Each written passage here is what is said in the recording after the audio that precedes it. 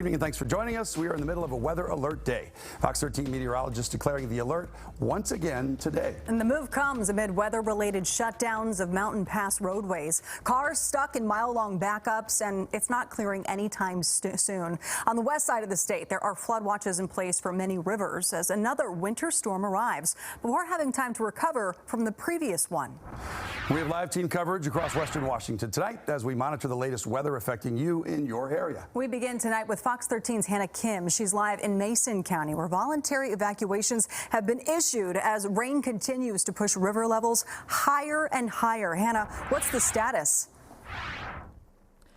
Well, Jamie and David, the Skokomish River was supposed to crest at 3 p.m. Now that's been pushed back to 1 a.m. But you already see the impacts. I'm going to move out of the way and show you what you see behind me here is water over the roadway. And what you are looking at right now is the Skokomish River. You see right here a car trying to go past it.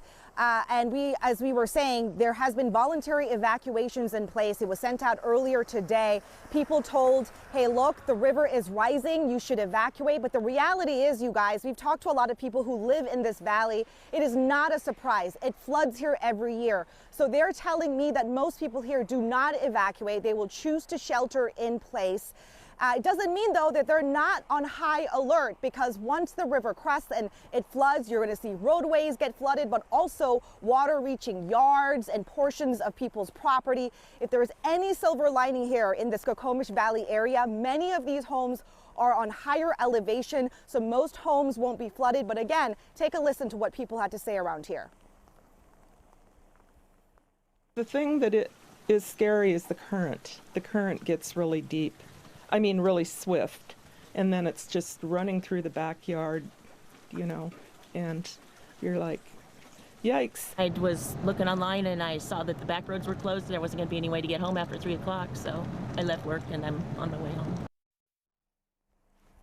So as you just heard, various roads are shut down, so it's going to be a headache for people coming in and out of the Skokomish Valley area here. And we've seen public works crews with their signs ready to close down all of these streets. We've seen a lot of roads closed already. So, you know, one of the messages for people, if you can stay off the roadways, please do so. Coming up in about half an hour or so, I also did speak with the fire chief who services this area. He had a very important message for drivers, and not just drivers who live around here, but people from outside this area. More on that coming up later. Guys, back to you. All right, Hannah Kim there live for us tonight in Mason County. Hannah, thank you. Now let's head out to Fox 13 News reporter Frankie Thompson live in North Bend as people try to wait out the pass closure.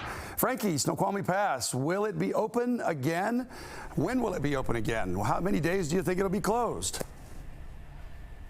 Well, David, we know it's closed today, closed tomorrow, possibly even closed on Saturday. People who use I-90 are going up against large snowbanks, avalanche danger, and fallen trees. WashDOT says it is just too risky for anyone to travel in those conditions through Snoqualmie Pass. That's why we see several dozens of semi-trucks just parked here trying to wait it out so that they can get to their destination once the pass reopens. Now here in North Bend, Washington State Patrol is blocking all eastbound lanes at exit 34. So many trucks are lined up along the interstate hauling a full load. Some of those trucks we see include Walmart, Costco, and Safeway, all hauling goods or out for a pickup. We spoke to a couple truck drivers who say they would rather be safe than out in those dangerous conditions, but tell us closing the pass these next couple of days will hurt an already low supply chain.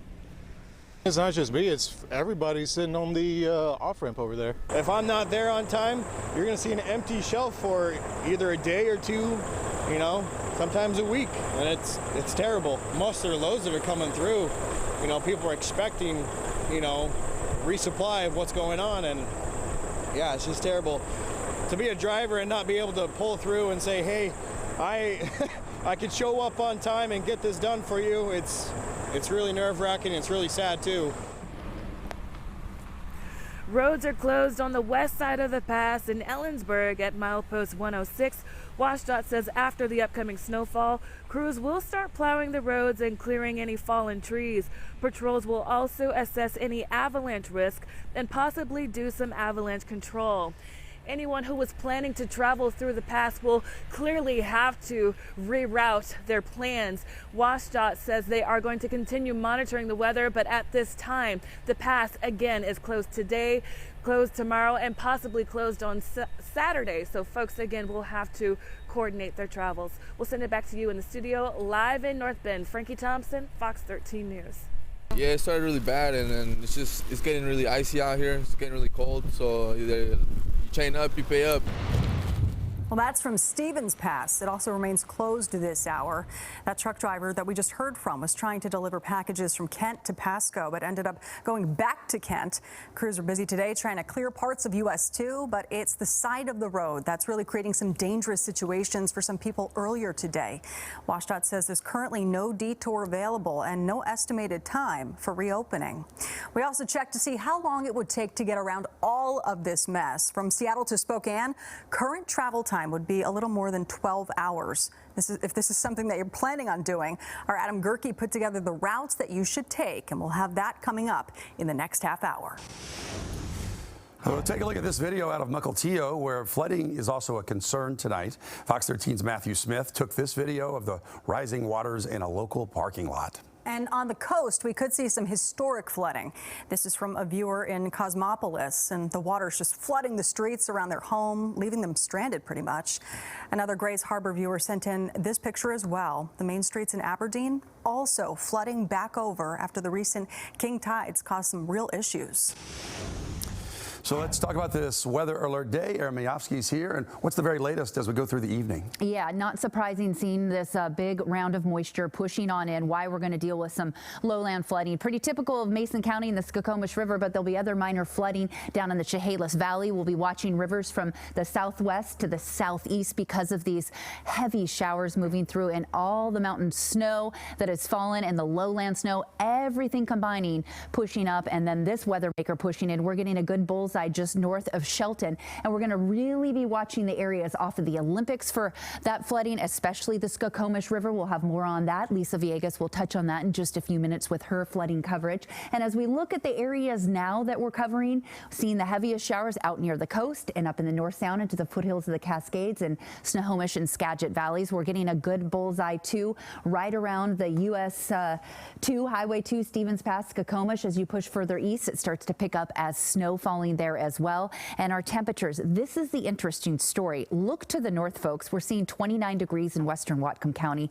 Bellingham has not had any breaks at all, the whole area, and Skagit as well, but we're still holding on to that Arctic air blast and that cool air outflow from Fraser River. And as that hangs on, we're seeing those temperatures at 29 degrees. Hence, we're getting a little line here of that mixture of that rain snow mix. But once we get down into the metro area, into Puget Sound, 51 degrees. Mountain passes all closed right now, as we've been talking about for the last day or so. We're dealing with that probably through Saturday. Temperatures warming up, and that is the good news. We'll see some gusty winds up there, avalanche control in place. You're just not going to get around it. We'll keep you up to speed on that. Of course, we have a look at your 3-day forecast and extended 7-day in just a few minutes. Right now, Issaquah is in a flood warning due to a rapidly melting snow and heavy rainfall. To combat the flooding, community members taking today to fill sandbags for others. Issaquah resident Cyrus Crone telling us he's seen bad floods in the area, wants to help keep his neighbors and local storefronts dry. The flood's been getting worse and worse, and we've got so much snow in the mountains right now that this one's likely to be pretty bad. The city of Issaquah supplies the dirt, puts out a call to action asking people to help fill the bags and then distribute them. And with all the rain that we're getting, the risk for landslides will increase over the next few days. Just take a look at this. This is from a viewer in Belfair. The slide happening today because of all the rain saturating our grounds. And with more on the way, we could see a lot more incidents just like this one. We also have a current look at the landslide risk in our area, and the places in yellow are under a landslide advisory. You can see most of western Washington falling under that area. This map showing the potential with precipitation predictions over the next 24 to 48 hours. All right, let's send things over to Lisa Villegas to find out what's on tap. Lisa, what are you tracking?